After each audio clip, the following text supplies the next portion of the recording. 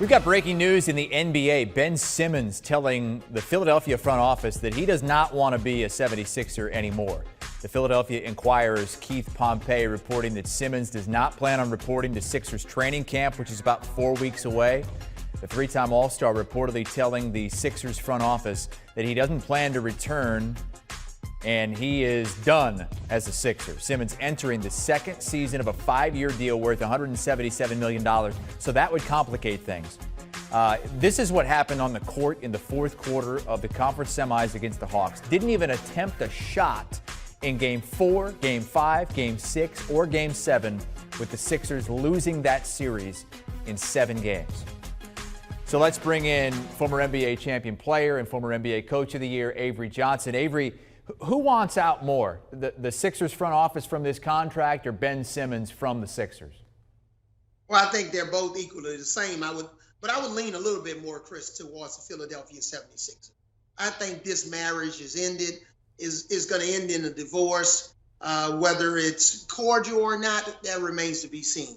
But this is a situation, and the stats showed it. Whenever you have a player that's making the kind of money Ben Simmons is making, and he doesn't even attempt a shot in the fourth quarter of a playoff game. I don't care if it's the first round semifinals or the Eastern Conference Finals, man. It just doesn't bode well. It saps the morale of your team. And it's just unbelievable that we're in an era of 2021 where guys don't even want to look at the basket. So I think psychologically there are a lot of issues, especially in terms of, how Ben functions offensively. Maybe he can overcome those in a new city, in a new home with new teammates. But I think this leans to more towards Philadelphia. Maybe Ben thought at one point he could have been salvageable, but the way Philadelphia's handled this in the offseason with their comments or lack thereof of comments, I think this is headed straight to divorce. And it just remains to be seen where Ben was going to land, especially with the amount of money that he has left on his contract. All that money that maybe Philly is going to eat some of it if they can just get him out of town. But if you're another team and you're thinking that he can help you, or maybe you think that you've got what it takes to turn him around, what would you be willing to give up for him in return? Well, I would be willing to give up, possibly a late first round pick, potentially. I wouldn't want to give up. I would protect it if it's a lottery pick. I would give up, maybe another younger player and a veteran player. But I try to salvage as much of my draft capital as I could moving forward. And even if it's not a first round pick next year, but maybe the following year, as long as it's protected. Because again, until Ben can show that he can perform and be more of a two-way player instead of just a defender, I don't know if it's worth giving up multiple first-round pick and lots of young talent. I've heard teams like Sacramento maybe wanting to get involved with a guy like Buddy Hield and a first-round draft pick or two. Maybe a team like Minnesota, potentially Golden State could be a good landing spot.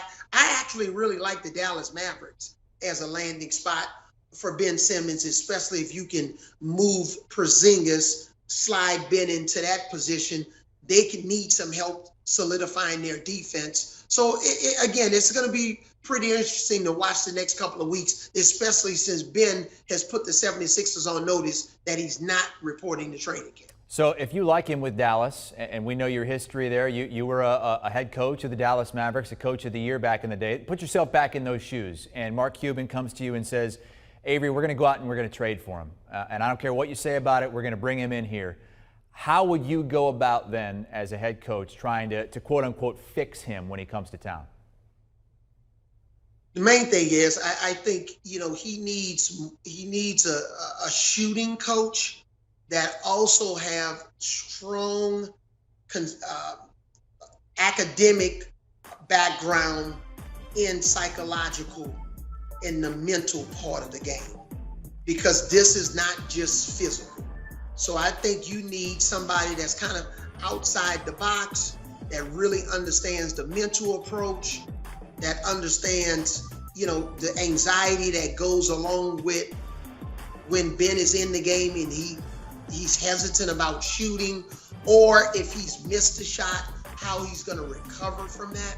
So again, I think there's somebody out there to help Ben. You got to do some research. You know, when I played for the Spurs, we had a mental free throw coach. When I coached with the Mavericks, you know, we had a full-time sports psychologist. So there are folks out there that are trained to help Ben get out of this rut offensively with wanting to be an offensive threat. And if he can do that, man, he's going to be really dangerous. But just to reiterate, you say at this time you wouldn't give up a lottery pick for Ben Simmons? No, I wouldn't give up a lottery pick. No. Wow.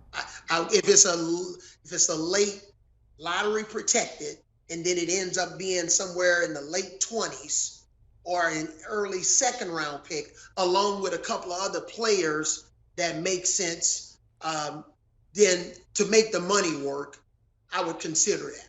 Okay. Avery Johnson on the former #1 overall pick, Ben Simmons, who wants out of Philly, and I think much of Philly wants him out of there as well. Avery, thank you so much. With training camps beginning in about 4 weeks, September the 28th, the regular season beginning October the 19th, and then, of course, many moons after that, the playoffs will begin, but we've already got it on the calendar for April 16th of 22.